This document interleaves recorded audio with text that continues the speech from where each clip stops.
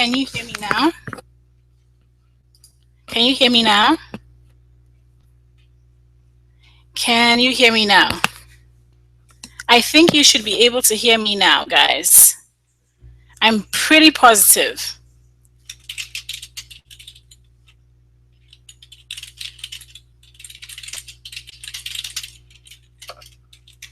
Okay, guys, can you hear me? Can you hear me? Can you hear me? Hello? Can you hear me now? Can you hear me now? Oopsies. And now can you hear me now? I'm giving my I think you should be able to hear me now, guys. I'm pretty okay. Yay, I think I can hear myself. I could hear myself, and I think that means all systems are go. Let me know. Let me know, guys. And I'm sorry to all those who came in earlier. There were lots of people on here earlier who couldn't hear me. I sincerely apologize for that. I am so sorry, guys, that this mishap happened. Tech issues. This is what I was talking about in the email. I said in a perfect world, there would be no tech problems, no tech issues, but this is an imperfect world, and so there are tech issues. Okay, great. I'm glad that you guys can hear me. Whew. Let's wipe the sweat off our brow. Okay, so I'm not going to waste time at all because we've already wasted 20 minutes just figuring out tech. And so we're just going to move on right into the content. I appreciate you guys for sticking with me, for staying with me so that I could fix this problem. It was a hardware problem. I had to go into Google Hangouts and make sure that my hardware was like I had selected the hardware. Usually in the past, I would just stick things in and everything would work, but apparently they changed it. So I apologize to everybody. I'll send this to everybody in an email. Okay, so this Blockpreneur workshop about creating systems. Okay, I did this because I realized that it's extremely easy for people to get overwhelmed, for people to get, with all the things that we have to do. I go into Facebook groups and sometimes people are like, I just got into blogging and I'm just overwhelmed by all the things I have to do and all the things that I have to learn, and I don't know where to start and I don't know what to do. And that is what prompted me to teach this particular class, because I realized that all of us have something in us that we want to share with the world, or else we wouldn't be blogging about it, we wouldn't be creating videos about it, we wouldn't be creating any content about it, correct? All right. And so, yes, everybody can hear me. And so that is exactly why I created this, so that people would get a sense of a good overview of what you should be tackling in your online business. Okay. And so who is this for? This workshop is for anybody that is a content creator, solopreneur, who wants to use content as a way to market their brand online. Okay. And then it's also for you if you're looking for ways to cut down on the overwhelm that gets to so many content creators and makes them want to quit within the first year. Let me tell you guys that I don't know the exact statistic, but up to 90% of people will abandon their blogs within the first year or within the first 2 years. It even goes up after that. And so if you as a content creator keep at the game, just by staying in the game longer, you can win. All right. And so it's important that, number one, to cut down overwhelm, and number two, to cut down on you or prevent you from giving up completely on your blog, that you have systems in place that helps you to go through those processes every single time you create a piece of content. Every single time you want to do something, you have that system to fall back on. Even if you're tired, even if it's a difficult time, no matter what, you have a system, an automated system that helps you. Okay. And that is exactly why I created this Blockpreneur workshop. Now, if you're watching this live on the website, myonlinebizjourney.com/systems, that's where the chat box is. And so feel free to ask questions as I go through the slides. I'll pause and intermittently and let you, I hope you have your handy workbook with you. All right. We'll be filling that out and going through that as we go along. So feel free to pull it out and fill it up along as we go. Okay. All right. So now I'm going to go straight into screen sharing with you so that, so that we go through the slides. Okay. And I'm so sorry once again for that little mishap. Okay, I'm so sorry. All right, let's do this.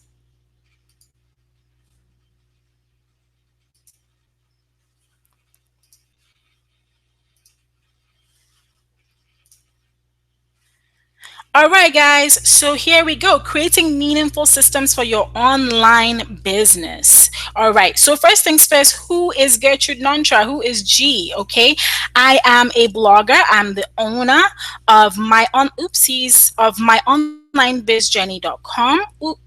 Oh, I'm sorry, what was that? Okay, let's try that again. Let's try that again, guys. For some reason, I hit something I wasn't supposed to hit. Okay, there we go. Alrighty. So, who is Gertrude Nontra? I am a blogger. I'm the owner of my onlinebizjourney.com, where I show people how to create better content so that they can sell their message better. I help people who are online solopreneurs to launch their online presence from scratch, because I understand that when you're launching out online, a lot of things can be overwhelming. I have been blogging since 2012. Okay, so I've been blogging for a little bit over 3 years. In 2016, it'll be my 4th year of blogging.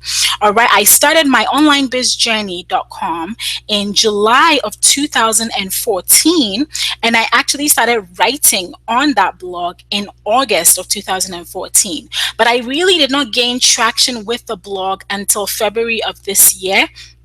And since February, it has been great. It has been growing, and I am really thankful to have that opportunity to do that.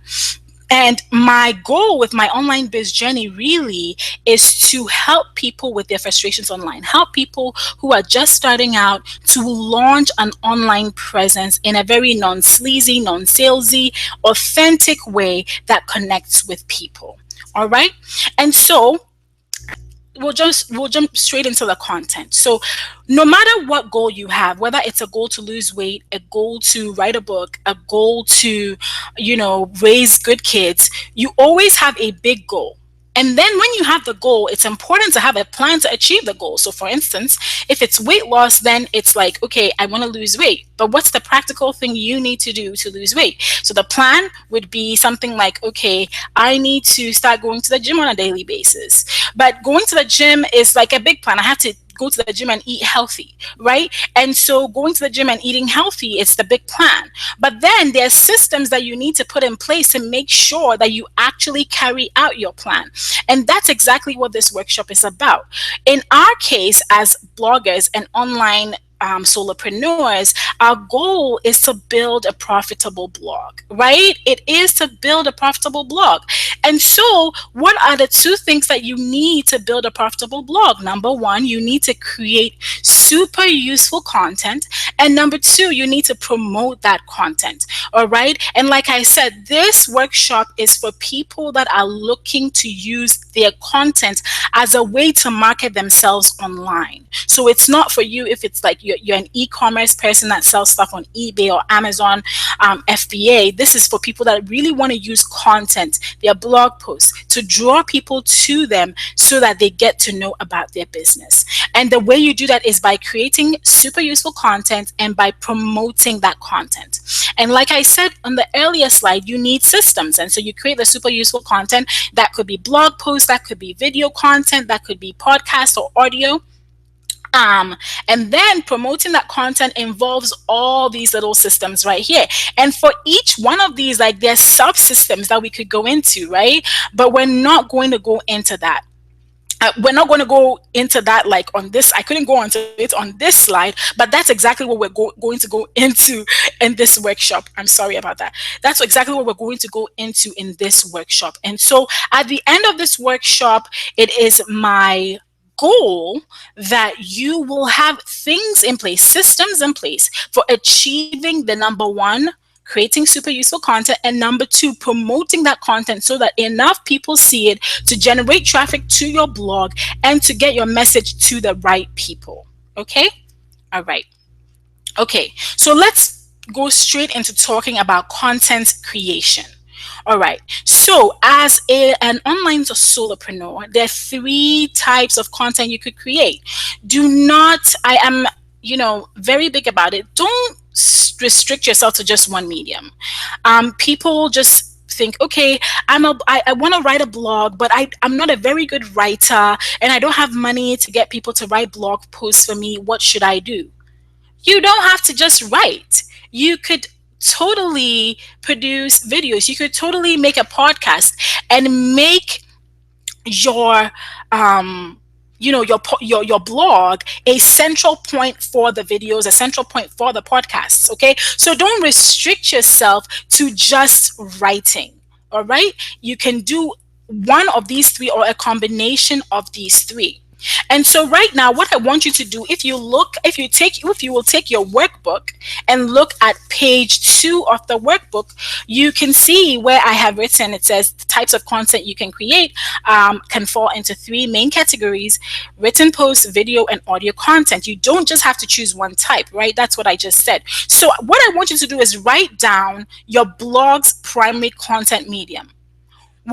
Choose a primary one and then choose a secondary one. So you can say that you are going to primarily focus on written posts, written content. So that's your primary. And then your secondary maybe is videos, or maybe your primary is podcasts, and occasionally you're going to write. Just write that in the boxes. Okay.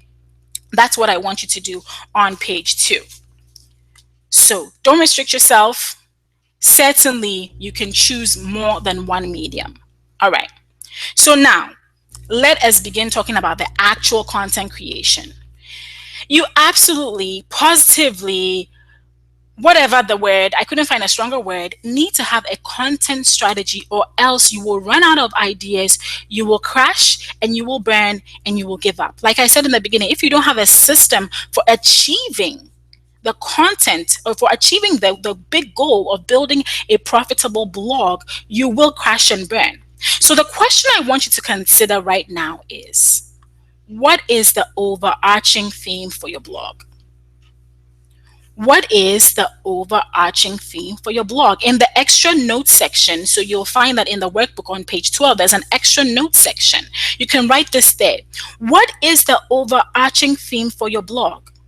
All right, I'm going to answer this question myself.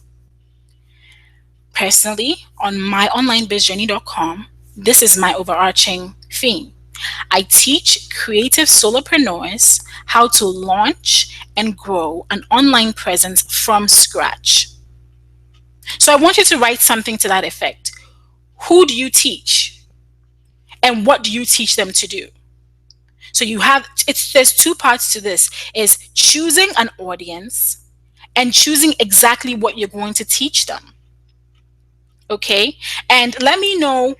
You can type that in the comments. Just type that in the comments and let me see that. You can write it in the extra notes section, but I also want you to see your answer in the comments. Okay? Who do you teach and what do you teach them? Let's go. I'm just going to wait for a minute. And like I said, I know that there is a lag. So who do you teach and what exactly do you teach them? Because if this is not clear from the beginning, then you're just going to create all kinds of content. And, at the end, 2 years from now, you're going to be like, oh, that was garbage. Oh, that was garbage. And that's fine, because I have gone through my blog and there's some blog posts that I've had to delete because they just didn't fit my brand anymore, because I finally defined that. But you don't have to start off like me.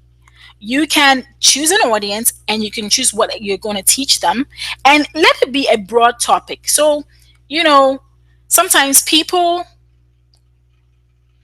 okay, yes. So, Biode wrote imp. I'm not sure what imp means. But anyways, choose the audience and write exactly what you're going to be showing them what to do. And this will give you the overarching theme for your blog. All right. So I'm going to go ahead and then I'll read the comments as I go along. And so once you have done that, now the next question is, what do creative solopreneurs who have never launched an online presence need to know? What do they need to know? And this can be easily done by, if you're part of, I'm very, very big on online communities. And so that's forums, that is Facebook groups. Oh, what happened? Oh, something happened. Something happened with BioDay's stuff. But anyways, what do creative solopreneurs need to know who have never launched an online presence? All right. If you're able to answer that question, which you should be because you are claiming to know this stuff, all right. So the next thing I want you to do is write a list in the extra notes section. Write a list of things that you think your audience will need to know in order to achieve the goal that you have for them.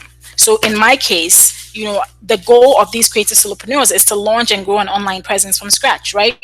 And so how to start a blog or vlog, how to get traffic or get their content discovered, how to build an email list, how to market themselves online, okay, how to technology that makes their life easier, marketing themselves, mistakes to avoid, building a loyal following, and all that, how to rank in the search engines, places where they can repurpose their content. Pretty much exactly what I'm sharing with you today.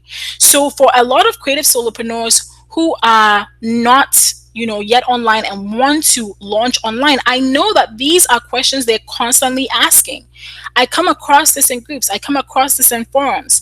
And so you can use your blog to answer these questions in a meaningful and unique way that gets people coming to your blog because you're answering their specific question.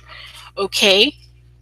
And let me know if I am still being heard because I don't see an activity in the chat. But anyways, so write that down in the extra notes section. The questions that your audience is asking. All right? All right. Move on. So then once you have, yes, the overarching theme, there we go. Once you've written down these questions, now you're going to turn each one of these questions into a category, okay? So each of these questions become a category on your blog. So like I said, how to start blogging, how to do this, how to do that, how to build an email list. So turn them into categories that make sense.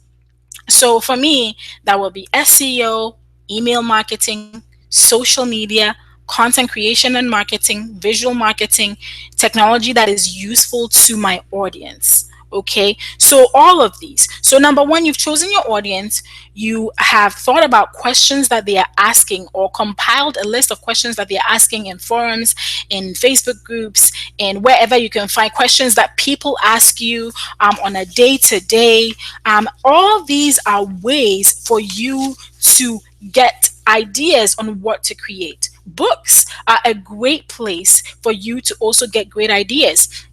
You know why? Because when you read books, you get new ideas. That is not a new piece of information, but when you read books, you get new information. You get information because here's the thing: a lot of content online is rehashed over and over and over and over again. And to tell you the truth, a lot of people are not reading books. They're not reading cutting edge books. I'm telling you, I know, because I've seen a lot of people's content. They are not looking for the purple cow. They're not. People are just trying to okay, we're gonna, the wheel has been invented, which is good. You don't need to reinvent the wheel, but you need to bring something new into the mix. You absolutely need to bring something new into the mix. Okay?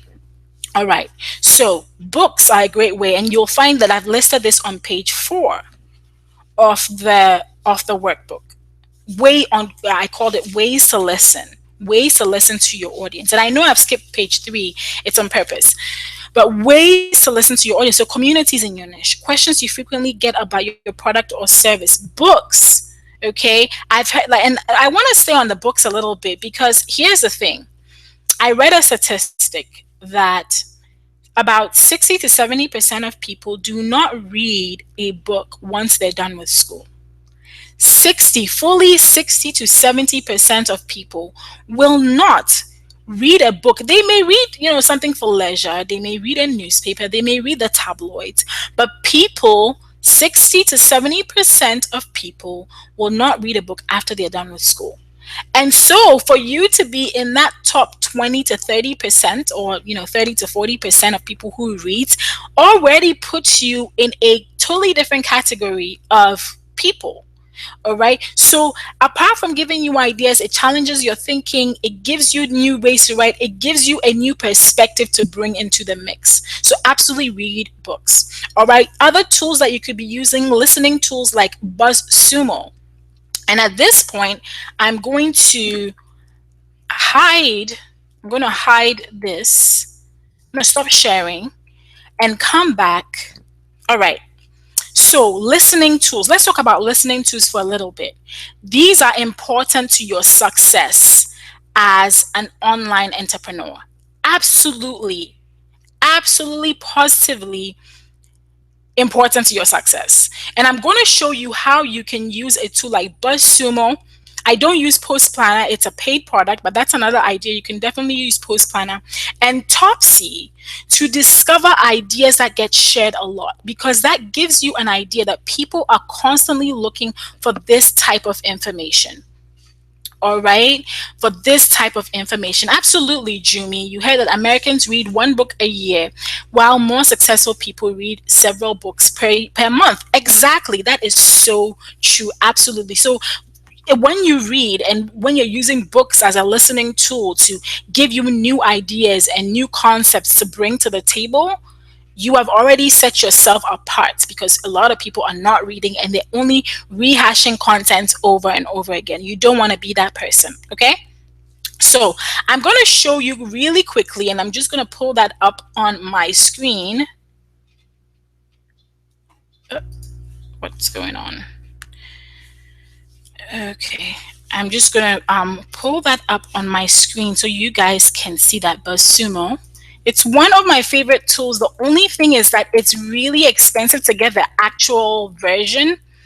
And so the free version, which only gives you about 10, 10, basically you're looking for content that has been shared a lot, so that you have an idea of what goes viral, of what gets shared a lot, so that it helps you with your content creation process. You can get up to 10 ideas, I think.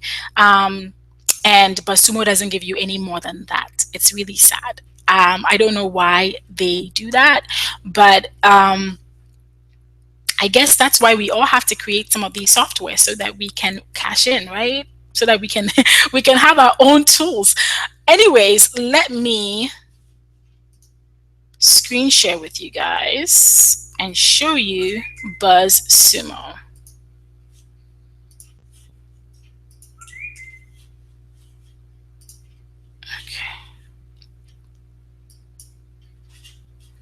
Okay. So can you guys see my screen? Okay, you can see my screen. I can see that it's being shared. But this is buzzsumo.com. All right. And it says right here that you can type a topic or domain to try out BuzzSumo. So you can type in a topic or domain, like I said. And so let's see. Let's go to my online. We're going to type in my website. And then I'm going to type in Jumi's website, or maybe I shouldn't type in Jumi's website. Great method. Okay. So my onlinebizjourney.com, and I'm just going to click go. I'm going to make this occupy my screen. And so when you type in my website, you will immediately see the different blog posts on my blog and how many shares it has gotten. Okay, so as you can see, one of my top blog posts I wrote in April is how to create a blogging workflow that makes sense. It's getting 815 shares. I have another one with 300 shares, and so on and so forth. So it just even gives you just 5 ideas. You can try BuzzSumo Pro for free for I think 14 days. But this is what this tool does. Okay, it gives you an idea of what content on a particular domain, or what content surrounding a particular keyword has been shared the most. And so as you can see, these are the blog posts that have been shared the most on my blog. Okay, now let's try another thing like email, or maybe social media strategy. Social media strategy. Okay, how to scale your, so some of these have like 96,000, almost 100,000 shares. What does that, and so you can scroll through that. You can totally go through this 10-year social media strategies to experiment with today. And so as you can see, people are very interested in social media strategy. And so, for somebody like me, I could totally come here, do a search like this and be like, people are interested on how to scale their growth with social media strategy. So if I decide that I want to create a blog post that is, based on social, I know that people want to hear about social media strategy. And so I'll go in and say, okay, this here is a social media strategy that I tried that increased my traffic by 135%. Oh, the internet keeps going out. Oh, I'm sorry, Sarah. So sorry. So sorry that you're having trouble, but I hope it works out. Okay. Alrighty. Okay, great. And so, if I want to write a blog post on social media strategy, I can totally come here and realize that, okay, a lot of people want to hear about social media strategy. And so, of course, I wrote a post called, let me show you what I did. I wrote a post recently that was called um, a simple social media strategy that I use to increase my traffic by 135%. I published that last week, and it has gotten, and because I am on the Google Hangouts, it's been a little slow. But here's the post I wrote recently. So people are interested because there are a lot of people out there that are looking for ways to improve their social media strategy. And so if I can show them, okay, how I have used a simple social media strategy to increase my traffic by 135% in 2 weeks, of course they're going to be interested. Of course they're going to want to come. All right, and it already has 91 shares. That's not a whole lot of shares, but it's something. It's definitely something more than 0 shares. So I wrote this blog post and it generated a lot of traffic to my blog. It also gave me a lot of email subscribers. And at the end, I had a lot of comments at the end saying, thank you so much for this. I wasn't sure how to use Pinterest. I wasn't sure, because in this post, I describe how I use Twitter, Pinterest, and Google Plus. Okay, and I got quite a number of comments. Somebody even went and wrote an article about my article. Okay, and quite a helpful post, and so on and so forth. So BuzzSumo, once again, is a way for you to find out what people share the most. What are people interested in? So you can just type in whatever and find what content has been shared the most on that particular keyword, and then find a way where you can actually use those keywords in your own content to produce content that is shareable and commentable, and generates a lot of traffic to your website. Okay, so that's how to use BuzzSumo. You can also use a tool known as Topsy.com. Okay, and Topsy tells you what is trending on Twitter. Okay, on Twitter, there are, I don't know how many tweets, like 1,000 tweets a second. There's so many tweets that go out every second. Okay, and so we can totally come here and find social media strategy, type that in, and see what content has been shared on this particular keyword in the past, I don't know, 30 days. So we're going to type that in. It gives you a choice of choosing in the past 1 hour, in the past 1 day, in the past 7 days, in the past 10 days. And as you can see, there has been a lot of tweets that have gone out on social media strategy. In the past 1 hour, there have been 45 tweets. The Topsy sentiment score has a really high sentiment score. People care about this topic. People are looking for content on this topic. Okay. And so 8 steps to an effective social media strategy. How statistics can improve your social media strategy. Beginner's checklist to planning your social media and digital media strategy. Like, there is so much content that has been shared. And the nice thing about this is you can find out which influencers, if you look right here to the left of your screen, okay, you can find out what the influencers are sharing on this particular topic. So you can go to influencers, and they have their own algorithm from influencers, and you know, they have the names of these social influencers who have shared something regarding social media strategy in the past, I don't know, in the past 1 day or whatever.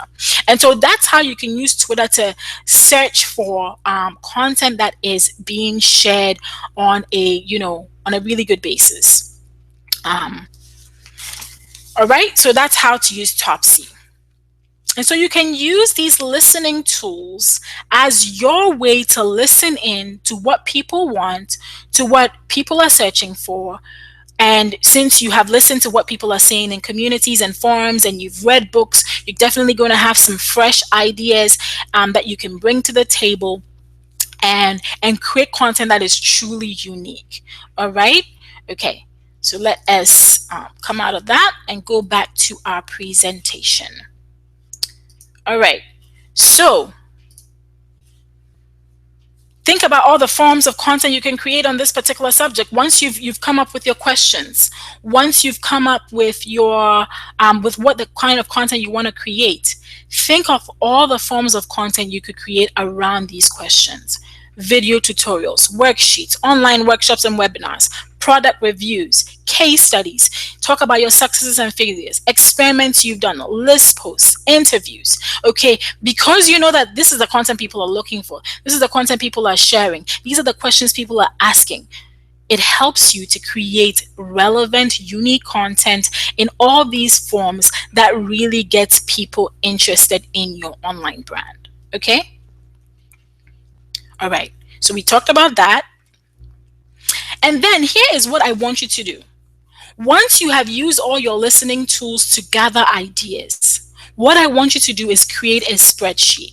Right here on the screen, I show you a spreadsheet I created in Google Docs. It doesn't have to be fancy. It's just Google Docs. And I decided my Periscope episodes, it's a form of content, okay, guys? And so whether this is a podcast, whether this is video content, or your blog content, or even your social media content, your email marketing content, which we're going to talk about social media and email marketing later, create a spreadsheet and just dump your ideas in there.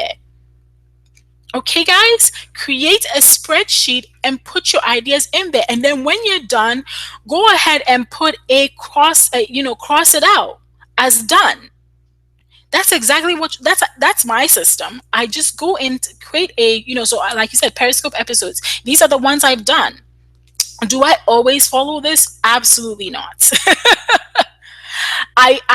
It helps me to keep ideas organized. There are times when I just come up with some inspiration to create a scope and I just go ahead and do it. There are times I get inspiration to write a particular blog post and I just write it. But having a list of ideas that are stored in a sheet or in a planner or wherever it is you want to write this down, gives you a place to fall back on so that you don't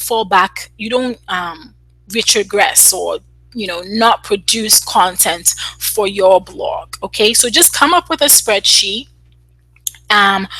put your ideas, the questions from your research, what people are sharing on Topsy, put it in a spreadsheet. When you do it, cross it out. Okay, it will help you because sometimes you have an idea and you just forget. Don't tell me you don't forget. There are times I've had extremely like good ideas, and I'll be walking around and be like, oh my goodness, this is such a good idea. It's such a good idea. And then guess what Gertrude does?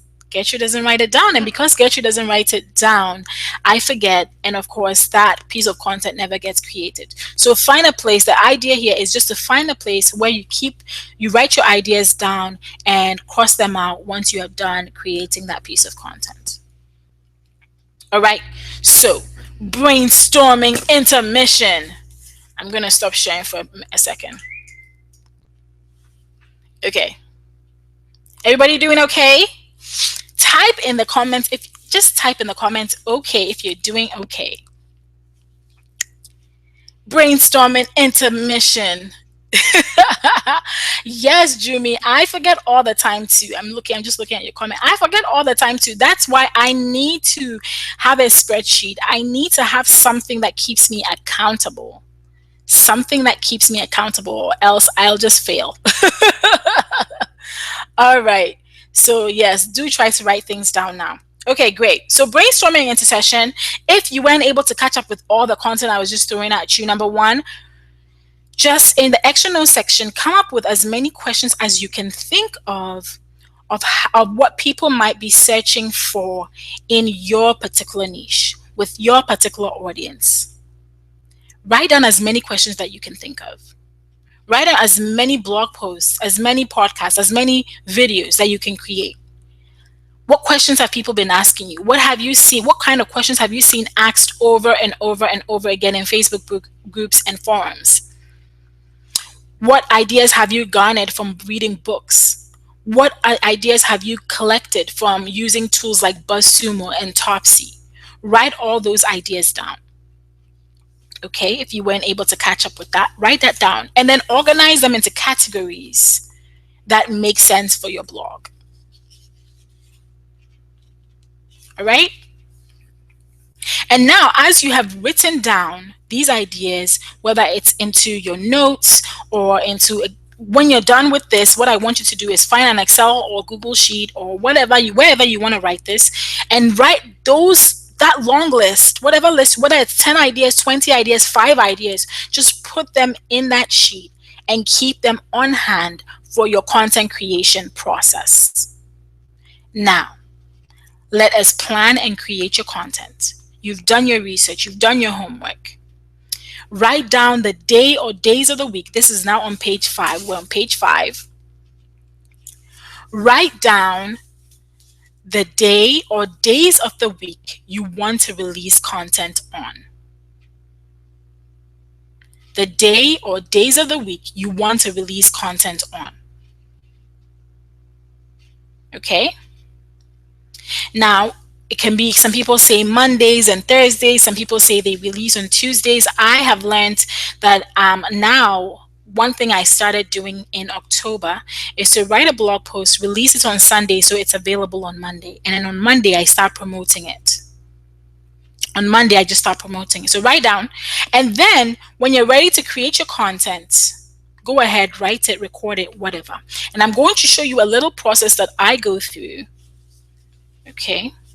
A little process that I go through whenever I am creating, and I'm just going to, okay, I'm going to screen share with you guys.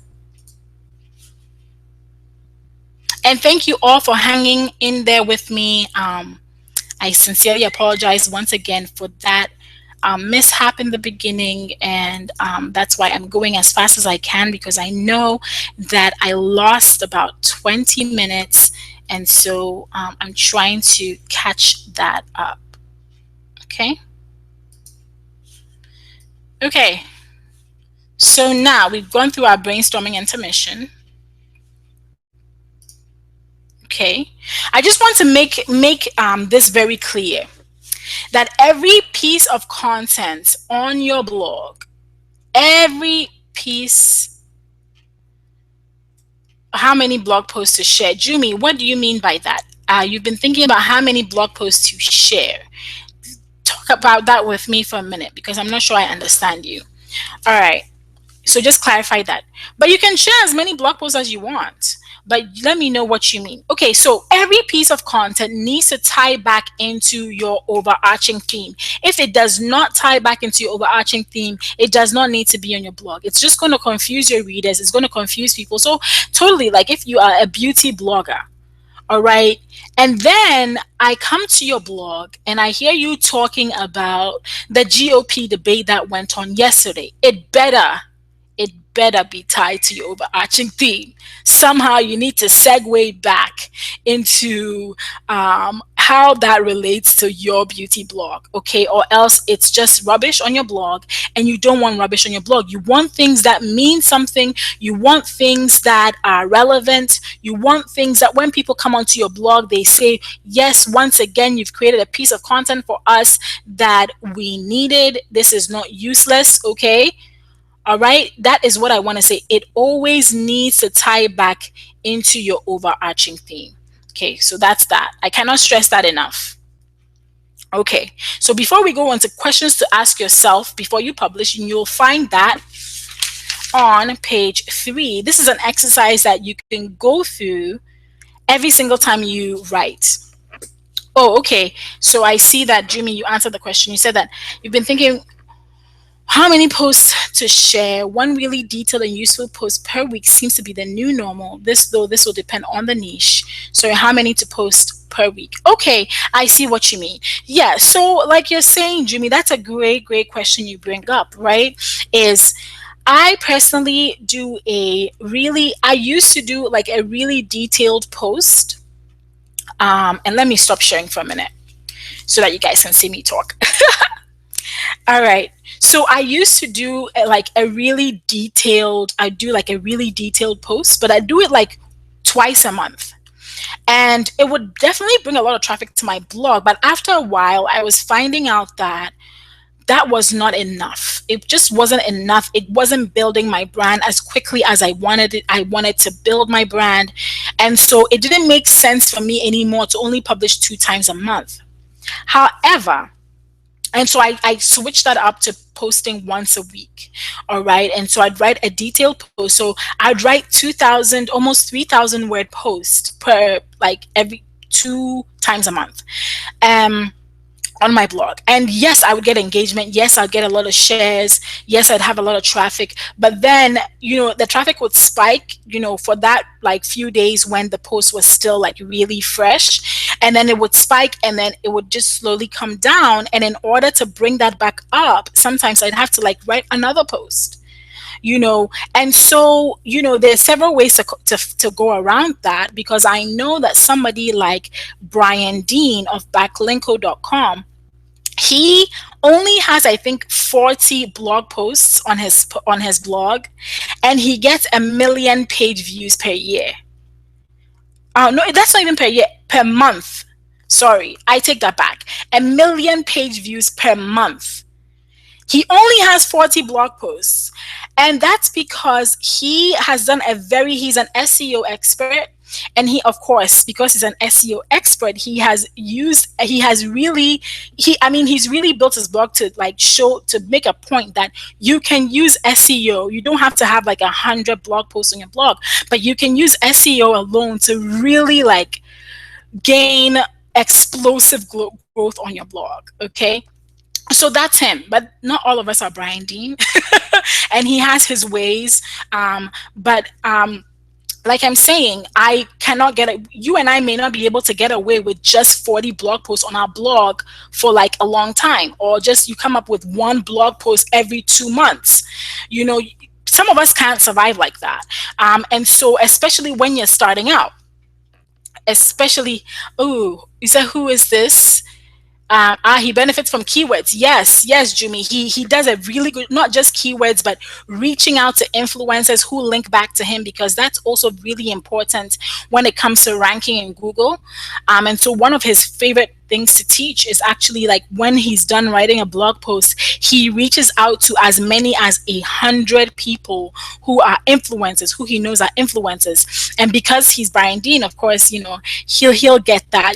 For you and I, sometimes that's a little harder.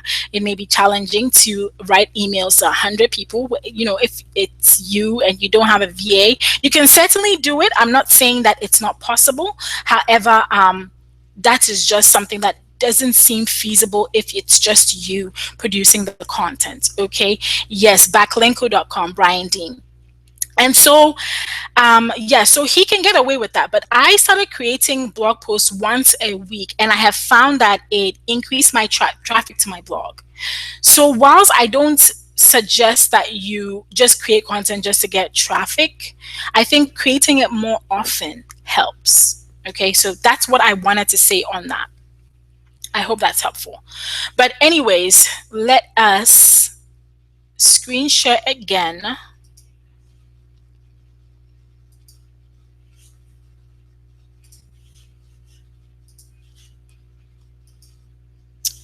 Okay.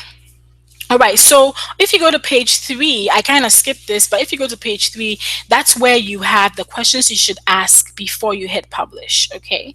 And so I have 5 questions for you that you can always use, all right? Whenever you write a blog post, go through this exercise. What problem does this blog post solve? What are the major points I want to make? Do I have meaningful data to support the points I want to make? What differentiates my post from all the other posts that have been written on this particular subject? And how does it fit into the overall plan for my content marketing for my business?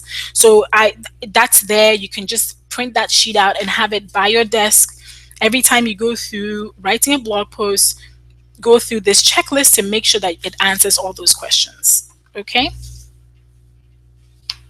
All right. So now I'm just going to share with you my specific process for going through my content creation. So I will write down the idea. This is where we kind of bring it all together. This is like the system, okay? So write your idea down. We talked about keeping it in a spreadsheet or notebook. Write the idea down. Once I write the idea down, I write down the points I want to discuss. So there are about 4 blog posts in my back end right now where I have the idea and I've written down the points. So maybe there are 3 points or 4 points or 20 points. Write all of them down. Do a brain dump. Create a skeleton. Okay? Then once you're ready to create that piece of content, flesh out the points. Once you have fleshed out the points, okay, so that means expanding each point, the next thing you should do is create a graphic for that post. I'm big on graphics. You know why? Because graphics are processed 60,000 times faster than text. Let me say that again. Graphics are processed 60,000, not just 60 times, but 60,000 times more than just doing text. All right, so creating a graphic draws people in. It attracts people. It gives you something that you can share on social media. And so when I create a blog graphic, I share it on Pinterest, I share it on Facebook, I create one for Twitter, I create one for I usually use Twitter, Pinterest, and Facebook. Those are my 3 main ones. I don't really do Instagram a whole lot, but I create one for each of these platforms, okay? And if you have Canva, it's super easy to do this. And I'll show you in a minute how you can do that. Create graphics, create the workshops, create videos that go with this particular post. And then once you're done, include the internal and external links that you want people to link to, because one of the things that you absolutely want to do when you're writing your blog post is to link to other content on your blog so that they can get lost in your blog. But don't be so narcissistic. If there's somebody's content that has been helpful to you, definitely link out to that person's content. If that person is, tracking who is sharing their content, they will definitely reach out and thank you. You can also reach out to them and say, hey, I included this in my post, and I just wanted to say thank you for writing such an insightful post. I've linked to it in my blog, and if you would share this content, it would be an honor. And people are typically gracious, they will do that. And if they have a bigger audience, then you have gained, your traffic has your sorry, not your traffic, but your content has just been put in front of a totally new audience. Okay, so that's what I do. I write down the idea, write down the points I want to discuss. If I don't have time to write it, I will just leave it there. And then when I have time to create that piece of content, I come in, flesh out the points, I create graphics, worksheets, or videos. Okay, now the worksheets you can always include as a freebie, or you can include it as like a content upgrade to have people sign up to your list.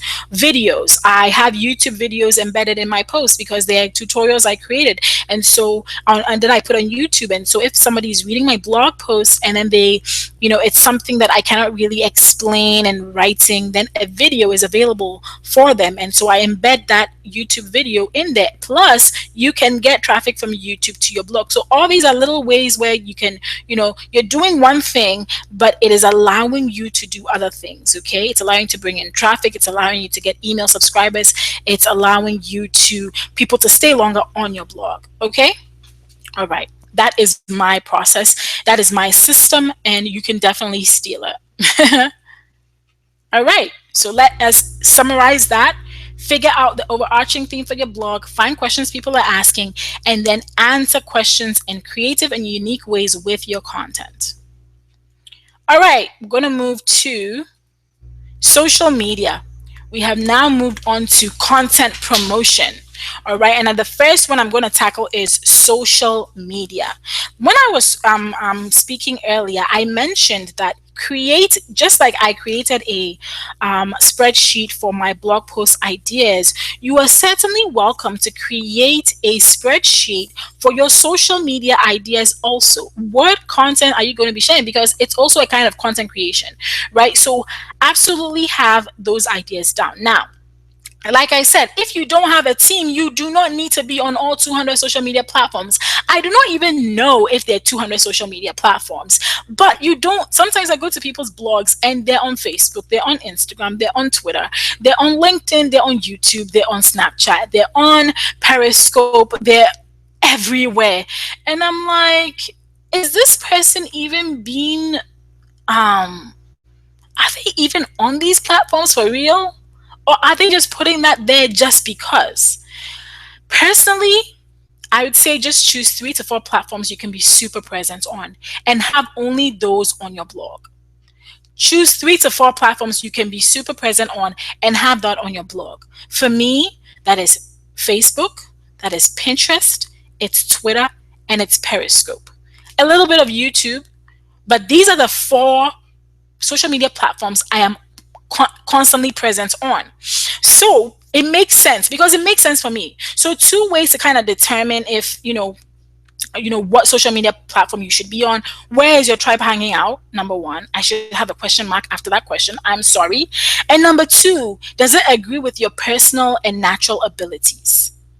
All right, your personality. Maybe you're not a big video person, so maybe Periscope and YouTube are not for you.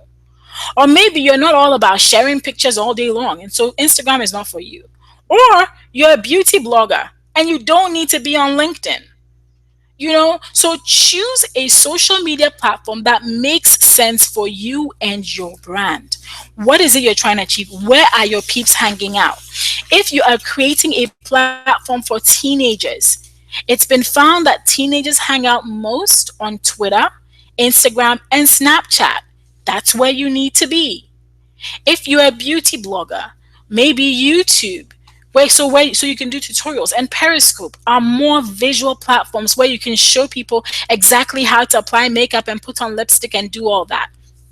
One of my favorite makeup bloggers is or vloggers is Chanel Boateng. She's on YouTube, and she doesn't try to be. She is, and the reason why I picked her is she is on the platforms that she needs to be on. She's on YouTube and she's on Instagram and Twitter because her audience are young women. All right, these young women are hanging out on Twitter. They're sharing a lot of posts on Instagram, and definitely they're going to YouTube to find out the latest in makeup and how to strobe and how to do this. I don't even know all the makeup terms, but whatever. So that's where she is, and she owns those platforms, and the people that follow her there are loyal. So don't try to be on all the platforms, because then you're not going to build a loyal following.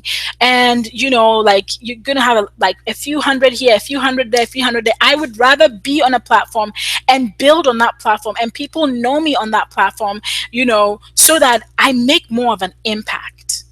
That's what we want to do with our content, guys, is make more of an impact. So choose 3 to 4 social media platforms that you can be on, super on, okay, not just on, but super on, and then write them in the box on page 6. Okay, choose 3 to 4 social media platforms you can be effective on, and write them in the box below. All right. So the next thing you need to do once you have chosen is, of course, we're creating content for these social media platforms. So the types of content you can create: quotes, quotographics, infographics, short video tutorials, interacting with your audience, personal stories, pictures, blog content. So don't just use your social media as a way to just promote your content all day long. It's a way for you to interact with your audience. Social media is a way for you to interact with the people that read your blog, the people that watch your videos. And so if all you're doing is just, oh, watch this new video and read this new blog post and do this new thing, people are going to get tired and they're going to cop out.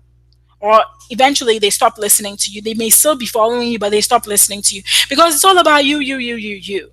But if you're sharing a variety of content, it helps to keep things fresh. It helps to keep things running. One of my mentors when it comes to social media marketing is a lady known as Sandy Krakowski. She is at arealchange.com, and my son is in the room now, so but arealchange.com, and she has done a good job of building her social media, her specifically Facebook, up to 1 million followers. And she has done that by simply really being present on Facebook, sharing quotes, sharing infographics, sharing short videos of herself, interacting with her audience, because she's a multi-million dollar business. She sells courses, she sells webinars, she sells a lot of stuff, okay? And so, if people have problems, it's her way. Facebook is her way of dealing with customer service. Of course, she has a customer service line. But if somebody comes on social media and says, look, I bought your course, but it's not loading, immediately, like, I've seen her team, like, immediately jump on that and be like, oh, we're so sorry. Please call us. We're going to fix this for you immediately. So make sure that as much as you're promoting your content, you're using it as a way to build a relationship with that audience, okay, on a constant basis. And how are you going to be able to do this? It's important to automate. I'm big when it comes to automation, because we can't be sitting at our computers all day updating our Facebook statuses. We can't be, tweeting. The post I shared recently on the social media strategy that increased my traffic by 135%. I shared how, I was tweeting between 20 and 30 times a day, but I wasn't sitting on my computer and tweeting every 30 minutes. What I did was I ended up using a tool known as Buffer. So you can go to bufferapp.com. You can also try hootsuite.com. Okay. And these tools are helpful when it comes to automating your content. Automating the content, you can schedule as many posts as you like. Buffer is a little limited in the fact that if you're using the free version, it will only allow you to schedule 10 posts, and that's it. Okay. So this is the system: create your content, automate, and chat. Create, automate, and chat. So like I said, what content are you creating? You're creating quotes, quotographics, infographics. You're creating all this. So create a spreadsheet for that, and decide what you're going to be sharing. And then you automate it using Buffer or Hootsuite, and then you chat with your people. Okay? How you guys doing? Let me know in the chat if you're doing okay. Just type in okay. Just type in okay. Alrighty. I'm gonna stop sharing for a minute. Type in okay if you're on the myonlinebizjourney.com/systems.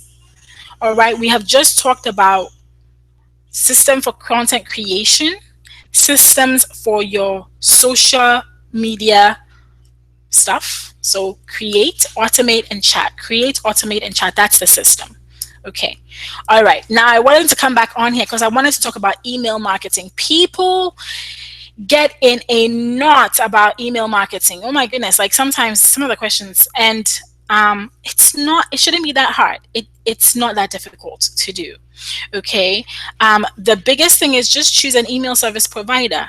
We can sit here and go all day long talking about the importance, or how Aweber is better than MailChimp, or how ConvertKit, and all those things are good. Like, if you definitely have the money, invest in them. Infusionsoft, Entrepreneur, whatever, invest in them. But when you are, at the beginning stages, when nobody is, you're not known yet, even if you have 10,000 people following you on social media, the truth is, like Regina said today, you're still not known yet, really, because there's 7 billion people on the planet. And so 10,000 people following you, it's not a whole lot of people. Okay, so you're still not known yet. But especially in the beginning stages of your online career, you don't need expensive tools, okay? Because sometimes you're not generating an income from that. And what you're doing is you're losing money, all right? Once you begin to make money, certainly invest in the best tools that are available to you that make life easier for you. But I certainly suggest, if you look at page 7 of the workbook, I suggest MailChimp. I still use MailChimp. MailChimp is free for up to 2,000 subscribers. They have a free plan. There are few things that you can't do, like set up an autoresponder, but you certainly can do almost everything. You can schedule emails, you can write emails, you can do so many things, that you want to do. You can track using Google Analytics, so many things that you can do. All right, so just choose one. Don't stress about it. Okay, you guys are doing okay. Don't stress about it so much. So choose one and then create an attractive freebie. Okay, make it valuable. So if you're a relationship blogger, sometimes this is where I go to people's blogs, and either they don't have any way to collect emails, 0 ways. 0, nothing. Like, there's nothing. I'll be searching. I'm like, where can I connect with this person further? There is nothing. 2015, guys, almost 2016. We can't be living like this anymore. We cannot be living like this anymore. All right. So you have to have a way, because the traffic that comes to your blog, let me tell you this. It is possible that unless you're Brian Dean or Regina or some of these, more famous people, even when you're still famous, people forget your blog. People will forget who you are.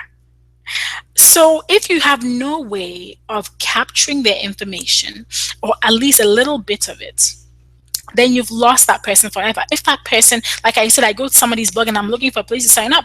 Now, if I try to remember in my head where I found that really awesome post, I won't remember. Because what? Because the person wasn't proactive enough to collect my information, and they should have been. So that's my word of caution to you, is to be very proactive about collecting emails. So don't also just say, so it's either 0, or sometimes people are like, sign up to my newsletter. What? I just met you and I'm signing up for your newsletter? Like, no. If you have signed up to my newsletter on your website, listen, I made this mistake in the beginning also. I said, sign up for my monthly newsletter. And I put up this sign up form. And of course, people signed up. But the point is, people are inundated with a lot of information in their inboxes, that when you tell people to sign up for your newsletter, they're not going to sign up. I certainly am not going to sign up when I see that. Okay, so give them something valuable. Give them something that they remember. So, for instance, a relationship blogger could have something like 10 fun date night ideas for busy couples. Because maybe your audience is busy couples, and you teach them how to, put the sizzle back in their marriage. Okay, that's the little exercise we went through earlier. Choosing your audience, and then choosing the people you are what you're trying to help them achieve, right? Choosing the audience and choosing the goal you're trying to help them achieve. So you're trying to get people to get the sizzle back in their marriage. Give them 10 fun date night ideas. 25 simple gluten-free recipes you'll love. food bloggers. Okay, one of my friends, Corey, he has one-on-one free tools I use to build my online business. Okay, so that's for digital marketers. So think of something specific. It doesn't have to be elaborate. It could be a cheat sheet. A cheat sheets, like literally, like I've gone to somebody's blog and their content was so useful that all they had was a one-page cheat sheet, and that was generating thousands of opt-ins. I opted in for that cheat sheet, and I was on his list for a while. Okay, so you can have just a cheat sheet to give to those people. You don't need anything elaborate.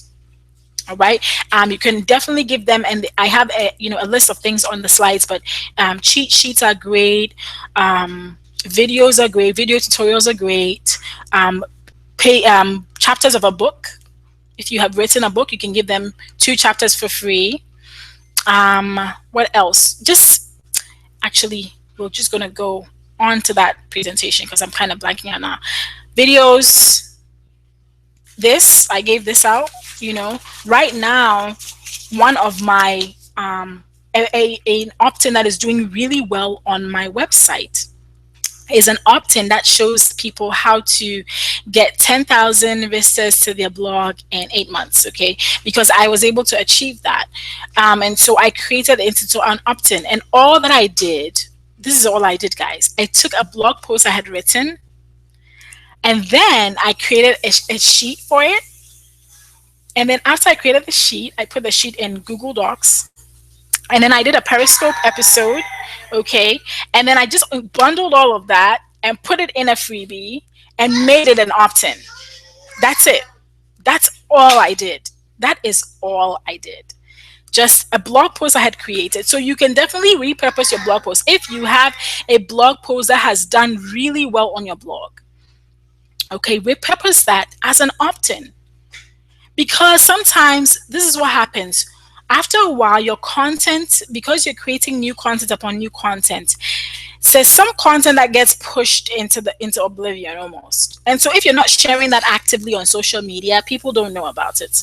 And so a way to revive that piece of content is to take it, maybe add in a few extra things. Maybe since you wrote that post, you have learned a few other tricks and tips. Put that in there, update that post, include a video, include a cheat sheet, include a workbook, whatever, and then bundle it together and give it away as a freebie and get people to subscribe to your email list, and then give them a benefit. If people don't see the benefit, they're not going to sign up for it. So if you just tell me sign up for my newsletter, I don't see the benefit in that. But if you tell me that you can get 10,000 visitors to your blog in the next 8 months, you have given me a result. You have given me something to look forward to. You've given me something that I can achieve, something actionable. I will sign up for that. So always when you're writing copy, when you're writing the text for people to sign up for your email list, give them a benefit. Tell them what is going to do for them. Because obviously you want them on your email list because you want to build a relationship with them and possibly market to them. But what is in it for them? That's what you always have to have at the back of your mind as an online business person. Whether you're selling art or selling recipes or selling relationship advice, whatever it is you're selling, always have a benefit for that person if you want them in everything, but especially if you want them to sign up for your email list. Okay? All right, so now we're just gonna screen share, and I'm gonna share the system for, all right, okay. All right, so email marketing, like I said, challenges, cheat sheets, toolbox, book chapters, contests, e-courses, some of the stuff I shared earlier. And don't only send an email when you have something to sell. Always have it in mind to inspire, educate, entertain, and then market. If you are building a relationship with them actively, if you are, educating them, if you're entertaining them, if you are showing a personal side with them, showing a personal side of you with them, okay, it's going to be easier to market to them because they feel like they know you. People nowadays, the days of TV advertising, when people would sit at their TVs and watch TV, and in the middle of a show, an ad would come. The days of that being profitable, let me tell you guys, a lot of the big companies will tell you that those days are gone. Those days are gone. Yes, there is some benefit to, TV advertising, but for a lot of companies, they are bleeding money on TV adverts, on TV advertising. And so the new era we're in is the era of the personal brand, the era where people get to know people and they buy from people. And that's why you'll see that companies like Geico, okay, if you are in the United States, think of a company like Geico. Geico has Flo. She's the face of Geico, right? She comes on, Flo comes on. She's a regular, next door neighbor girl. And, the girl next door, what next door neighbor girl? Hello, Gertrude. But she's the girl next door, right? She's a girl next door. And we can all relate to her. And so when we go to buy Geico insurance, it's like, oh, that's Flo, right? Because they have built that personal brand through Flo. Or they have the little gecko. It's funny, right? But it's a marketing technique to have the gecko represent them and say, okay, now we know the gecko. We're going to get the insurance from the gecko. So even the big companies have realized that you need to have a person that is a face of the brand that people can relate to, that people can connect with, in order for them to give you business. And it's the same way online. You need to build that personal brand, build that personal connection, inspire, educate, and entertain, and then market. Okay, so email marketing system, just create your freebie. All right, I've given you a few ideas for that. Sign up for an email service provider. That's what ESP is. Put sign up forms on your site. Do not be without sign up forms, my friends. Invite people to get the freebie using language that gives them a benefit. And then, of course, engage with them at a personal level so that when you have them, you want them to buy something, it's not so hard. Okay? All right, now we're almost at the end, but content syndication, you need to give your blog posts or your content a way to live on forever, okay? And if you're still with me, this is on page 9 of your workbook. Okay? So your blog posts, you can turn it into video tutorials. You can turn it into an instructional infographic. You can turn it into an ebook. You can reshare it on sites such as StumbleUpon and Reddit and Inbound. You can turn it into an e-course. You could certainly expand it and turn it into an e-course. Initially, this particular workshop was going to be just a blog post. I was just going to write a blog post on it, and then here's what had happened. I had this idea to create this piece of content for the longest time, and then I had it written down on a piece of paper. I had drawn all the the little diagram I show in the beginning with the big goal and the plan to achieve the big goal and the systems. I had all that written down and drawn on a piece of paper somewhere. It was in a book I was reading, and I went to write the post, and then I was like, I could totally turn this into a workshop because there's just so many aspects to this that if I wrote about it, it would be a massive post, but it would be even better if I turned it into a workshop where I go through with people, step by step on systems they can develop for each arm of achieving a profitable blog. Okay, and so that's exactly how that happened. And so that's my way of having this content live on forever. I can definitely take this piece of content and turn it into an e-course I'm going to sell. I can leave it on YouTube and have people find it for years to come. There's just so many things I could do with it. I can turn it into an email opt-in.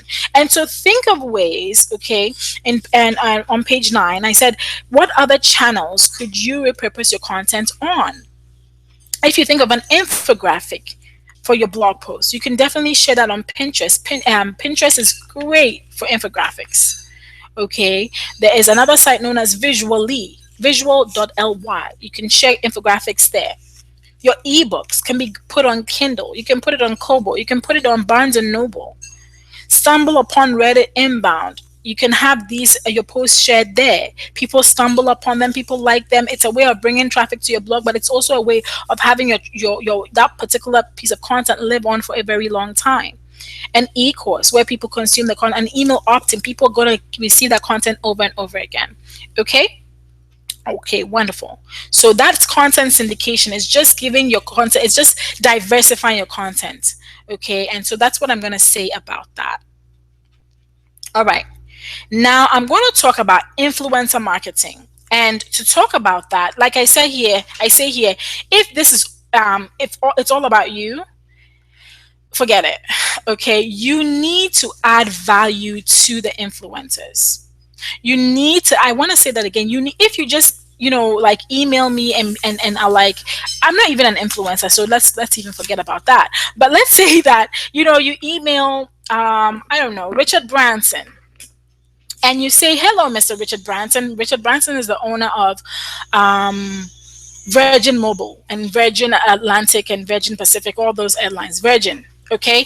And then you just email him and be like, oh, Mr. Branson, you have a lot of money and I know you influence a lot of people. And I wrote this blog post and I want you to share it. What? No. His assistant or whoever is in charge of his emails is just going to delete that. It's going to go to junk. It's not even going to get read. Okay. So it's all about adding value. And to tell you guys the truth, and I'll stop sharing this for a minute. Okay. To tell you guys the honest truth, when I first got online and people told me you need to add value to influencers, I was like, how am I going to add value? Like little old Gertrude, how am I going to add value to anybody? How am I going to add value to somebody who has been established in a particular space for so long? What can I do? And we can all get into that place where we think that, but that actually is not true. You have something to give. Okay, and I'll tell you, you can be somebody that consistently comments on their blog posts. As simple as that. There are people that have gotten to know me, not because I gave them anything. I didn't have money to give them. I certainly didn't have exposure to give them. I had nothing to give them. But all I did was go on their blog whenever they published a blog post, and I left them a comment. And I said, thank you so much. This is helpful. This is what I got from it. This is what I learned from it. This is how I'm going to use it. There were times I went on people's blog posts and I said things like, I used the piece of advice you shared on this post, and these are the results I got. In fact, that is how I got Brian Dean, who gets 1 million page views per month, to actually come to my blog and comment one day. Because this is what happened. I wrote a blog post and I followed exactly, he had written a particular blog post and I followed what he said to do. And when I was done, I emailed him and I said, hello, Brian, my name is Gertrude. And, I followed what you said in so and so post. And I just wanted to share with you because I got these results. And he came to my blog and said, well done, Gertrude. You did a great job. Has he noticed me? And I have sent him 2 emails and he's responded to both of them personally. And so that is exactly how you get on an influencer's radar. Let them know something, comment on their blog post, but especially let them know that you value their advice, that you take their advice and you do it. Because I assure you that it's only about 1 to 2% of people that take their advice and run with it. Okay. So now in the comments, I want you to maybe type in one influencer who you haven't built a connection with, that you would like to build a connection with. Type it in the comments if you are on my site. Just type it in. I'll read that. But yes, you absolutely need to add value to that person. Because when you do, and they'll have a reason to add value to you. And a great way for you to grow really quickly is through influencer marketing. So if you look at the worksheet I have, or the workbook, I have written, sign up for their email list, engage with their content, engage with them frequently via email and social media. And this works only if you are truly adding value to them. Okay. Now, don't be sleazy. Don't be, oh, I know you. Can you please share my post? I've even done this already. I mean,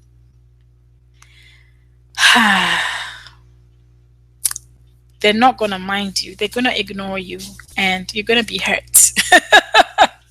And, that is not going to be a good thing. So certainly add value to them. And if you want a real life example of, of how powerful influencer marketing is, think about Oprah Winfrey and Dr. Phil. Where did Dr. Phil get his start? He got his start by being on Oprah's show, giving psychological advice to troubled people, to troubled families. Okay? That's exactly what he did. Just gave advice. And then, next thing you know, Dr. Phil, I'm not a big fan of Dr. Phil, but don't tell him. He's a nice guy. I just don't watch his shows, that's all. But that's exactly how he got popular, is by Oprah featuring him on her show consistently and people getting to know him. And I keep looking at the screen because I just want to see if people are typing things in. Let me know if you're still here, or you're just like listening, or you're just working so hard that you don't even want to talk to me anymore. But this is a good way for you to get in front of a lot of people really quickly. And it's the basis for guest posting. So you guest post on a big blog and it allows you to get in front of that blog's viewers and they get to know you. That's the basis of guest posting. Is that the umbrella term is influencer marketing, okay? Because once you've built that relationship with the influencer, it's going to be easier to, even if you want to write a guest post, it's going to be easier for you to pitch them a guest post and for you to get accepted to write on their blog. Okay? All right. So we're almost there. So that's the system for influencer marketing. Last but not least, we're going to talk about SEO. Okay? We're going to talk about SEO. And SEO is such a huge topic that I cannot cover in this presentation, in this workshop. However, if there's one thing I can leave you with, it's this trick I'm about to show you. Are you ready? If you're ready, just type in yes. Just type in yes in the comments. I'm ready for you to show me this little SEO trick, and I'll show you that trick that has been really valuable to me. It's allowed me to rank for some keywords in Google. I don't claim to be an expert, but if you do this consistently with your blog, I can assure you that you will grow and you will find that you're getting search engine traffic to your blog because you're using specific keywords. You're answering specific things on the blog. Okay. All right. So let me see.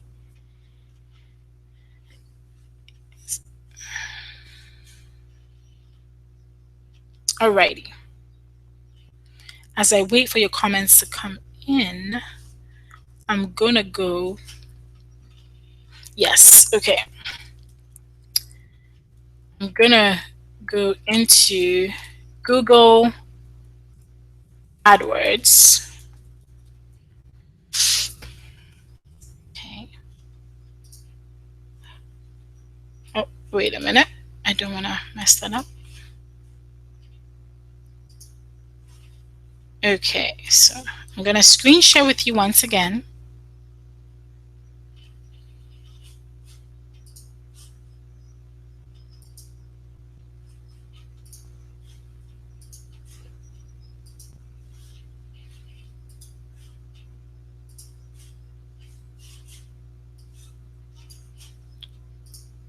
Okay, so Here's what you can do consistently for, your blog posts. Okay, so you can just go to adwords.google.com, sign in with your Google ID, and then once you do, what you can do is go into the Google Keyword Planner. So you go to Tools and you go into Google Keyword Planner, click on that,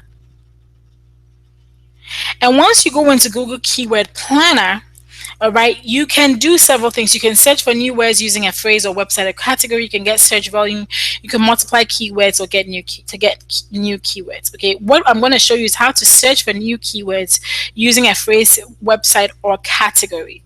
So you want to go there, and then you can put in whatever website you want. Okay, so right here you can either put in a product or service. So let's say you write on how to sell art online. You can definitely do that. So how to sell art online, and then do get ideas. But I'm just going to show you how you can put in anybody's website on this earth. Okay, so you go to your landing page. You can put on anybody's website on this earth in here, and what Google will do is pull up all the keywords that allow people to land on that person that allow people to land on that person's page. Okay, so you can go in and search for my website. So my online is journey.com. We can go there, and then we're going to get ideas, and it'll load up. And once it loads up, it will tell you the search volume.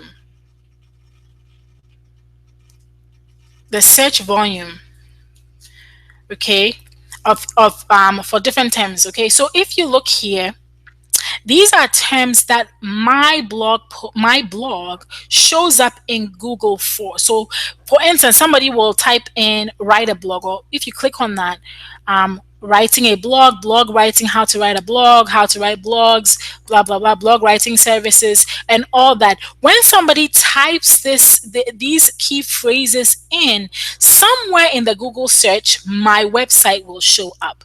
It doesn't mean it always shows up on page 1, but it means that these are keywords that people are typing up that my website comes in the search for. Okay, how to get traffic to your website, blog promotion, how to promote your blog. So I can definitely take one of these terms. We can take one, promoting your blog, and I have a blog post on promoting your blog. So when people type in these phrases, okay, somewhere in the search, my blog post, my blog, or a particular blog post that contains this phrase or has a relationship to this phrase will show up in the search terms. It will show up in the search results. Okay, all right. So that's just one way of doing that. And so how is this valuable? This is valuable because I'll show you why it's valuable. We'll go back to the it's valuable because you can get some really good phrases and also blog post topics, or blog post topics, titles, whatever, because you'll be picking up a term from the keyword planner. You'll be picking up a term from the keyword planner that is directly from the Google Keyword Planner. It's shown that people are searching for this phrase. It's been shown that this is what comes up, and so you can definitely take that and create content around that. So for instance, I could go to let's see, increase blog traffic. Let's click on that. It says increase blog traffic, how to increase blog traffic, increase traffic to blog, increase traffic to your blog. And so I could write a blog post and over here I could write a blog post that says how to increase traffic to your blog using Facebook ads, or how to increase traffic to your blog using Twitter, or so somehow I'll incorporate this particular keyword into the title of my post and into my actual post so that it shows up in the search for this particular term. And a few things that you should take a note of. You should take a note of the average monthly searches, even if it is not so high. Some people sometimes say, oh, you want one that is above 2,000 or 1,000, has at least 1,000 monthly searches, but it doesn't matter, because if you have less competition for this keyword, that means that when people type this phrase up, it's likely you're gonna show up in page 1 or page 2. Usually people just go with page 1, but it's likely that you're gonna show up pretty up there in the search. All right. Also, you want to look at competition. Okay, so competition, if it's low competition, that is good, but it's low competition for paid keywords. Okay, so it's saying that this is how much people pay. Like if somebody paid $5.22, for instance, or they bid that for this particular term, they have a very high chance of showing up in the top. So when you search for terms in Google, I don't know if you guys sometimes get this, but if we go to google.com, let's just do that. Let's go into Google and we search for a term. So let's say how to increase traffic to your blog. All right, this person right here, Outbrain, has an ad. It's an ad. It says increase blogger traffic. All right, and they're selling a particular product, right? And so they're right there, and so they probably are paying something around $5.22 for this particular key phrase. All right, and of course you have 21 taxes to increase blog traffic and so on and so forth. And this is my friend Sue Ann from successfulblogging.com. So that is how you can do that. But it is a certainly useful thing right here, right? As we put in the search, this Google Instant also came up with a phrase for us that maybe you didn't think of. So it says how to increase traffic to your blog for free. Okay, that's pretty specific, right? And so that once again, so somebody is definitely targeting that term for their product. But there's several blog posts, and there's no reason why you cannot be on page 1. It's a little bit more difficult. SEO is a little bit more challenging. But what you can do, you can start out by coming here to the Google Keyword Planner, searching for terms that people are looking for terms that are low to medium competition. If the suggested bid, sometimes they say if the suggested bid is high, then it's likely that you will rank for it, because people sometimes are not willing to pay all that money. But I don't know. There's so many theories that go around these things. But look for how many people are looking for it, the competition, and see how you can incorporate that term into your blog posts. Okay, so that is one way to use the Google Keyword Planner. Another tool you could use is keywordtool.io. Okay, and this one gives you terms that people are looking for in Google, on YouTube, on Bing, and in the App Store. So you can certainly come in here and type in whatever keyword it is you want to type in. So let's say blog traffic, and it will generate a series of terms that people type into Google, all right, to look for this. So blog traffic stats, blog traffic tracker, blog traffic for beginners, blog traffic goals, blog traffic and revenue, blog traffic measurements. You can also go into YouTube and look for that blog traffic, and it gives you a set of unique keywords here, blog traffic tips. And so these are all ways you can go into Bing and do the same thing and search for what people are looking for in Bing, because sometimes people forget that Google is not the only search engine. There's Bing, there's YouTube, there's the App Store, and people are still using these. Okay, so don't forget to research those as well.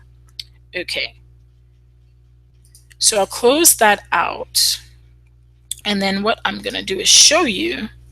All right, I kind of have these already here, but once you have used the Google Keyword Planner or the keyword tool to do your keyword research, and you have a bunch of keywords that you can incorporate into your blog post, I suggest that you use the Yoast SEO plugin to optimize the usage of that keyword or key phrase in your blog. Okay. And the way to do that, it's pretty simple. And I'll pull up my own, this is my blog right here, but I'm going to go into, I'm going to edit this particular post. I wrote this post last week, just a little bit over, less than 2 weeks ago, but I'm going to let's say we'll edit the post, okay? And as you can see, there's the SEO right there. I'm using Yoast SEO for my on-page optimization. So once I found my keywords, okay, and like I said earlier, simple or social media strategy is a hot term, okay, and I created this. You'll see that right here, if you're using WordPress, you'll see right here that Yoast gives me an okay for my SEO.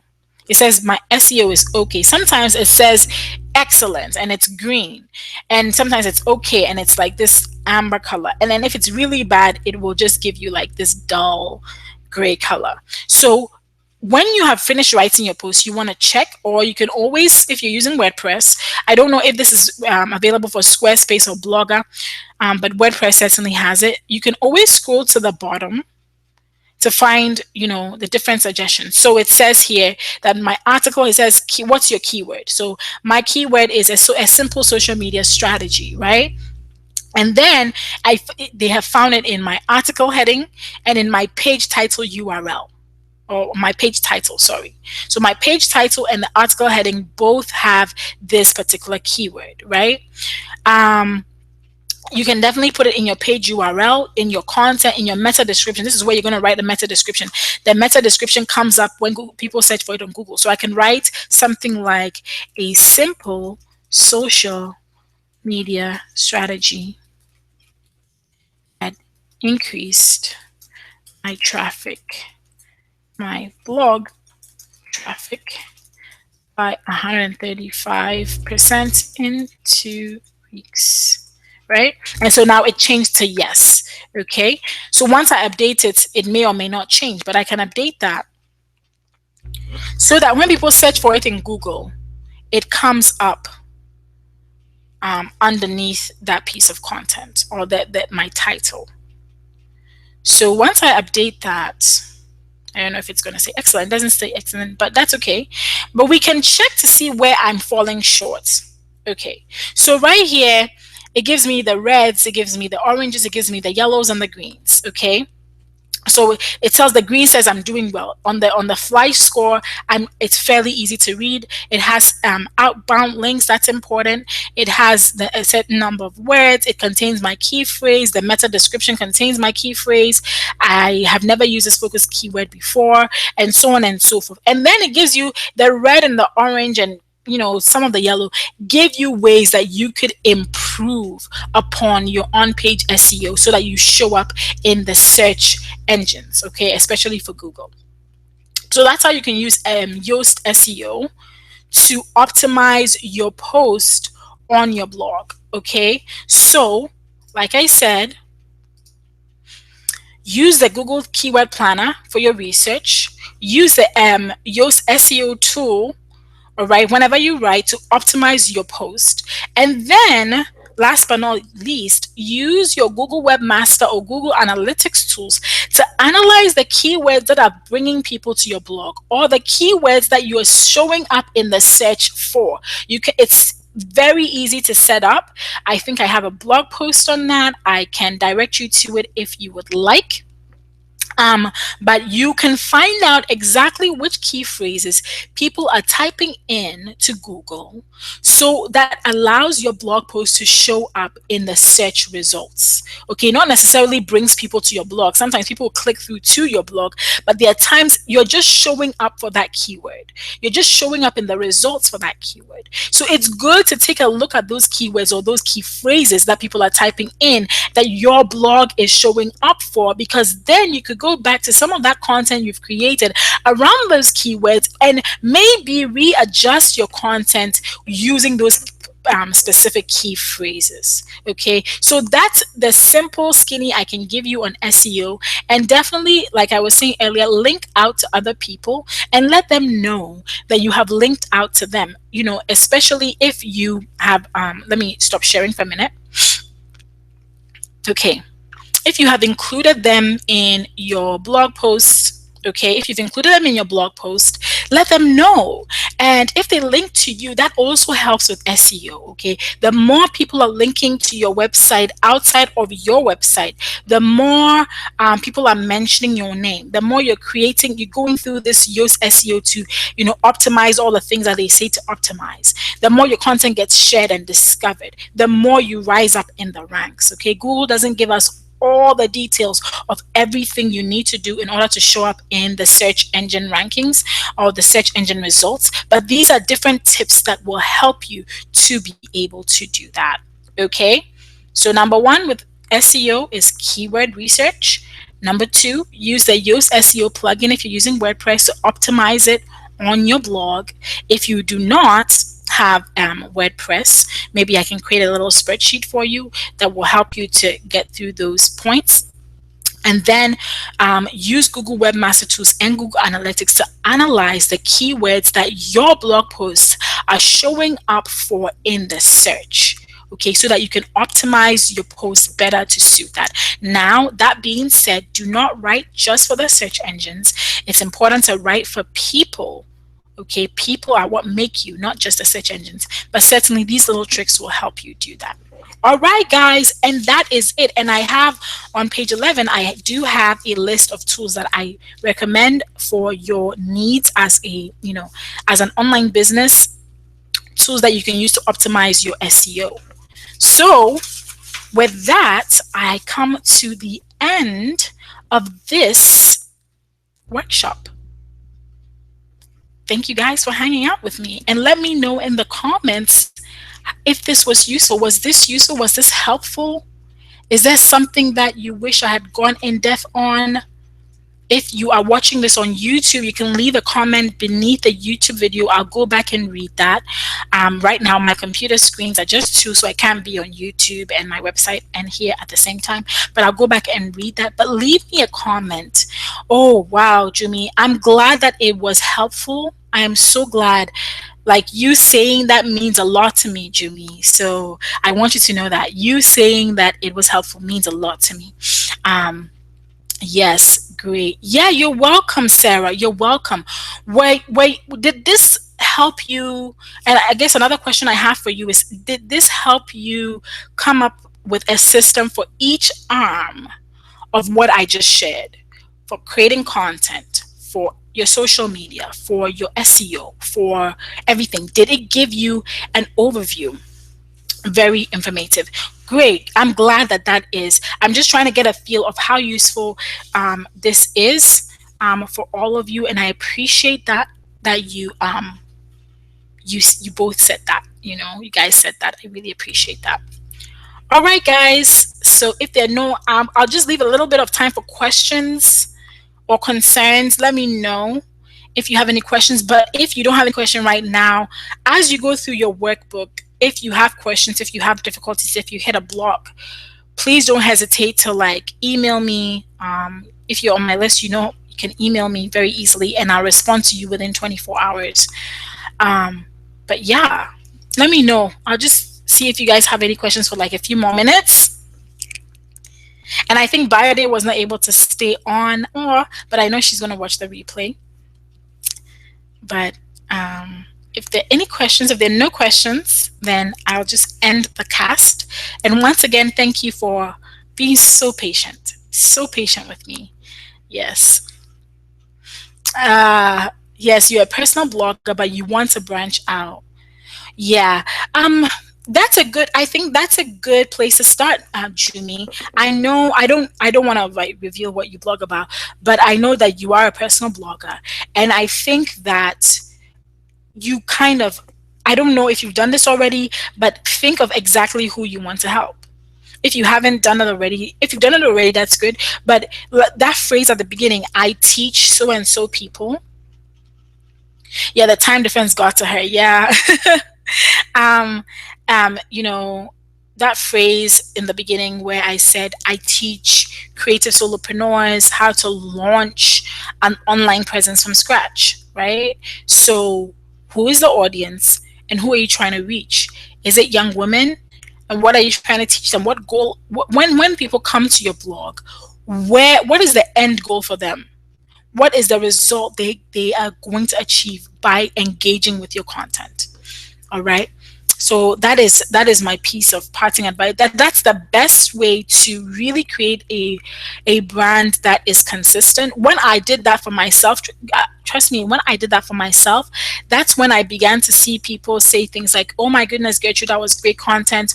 Oh my goodness, Gertrude, thank you so much. Oh, I never knew that. That's so helpful," because I finally zeroed in on what I was doing.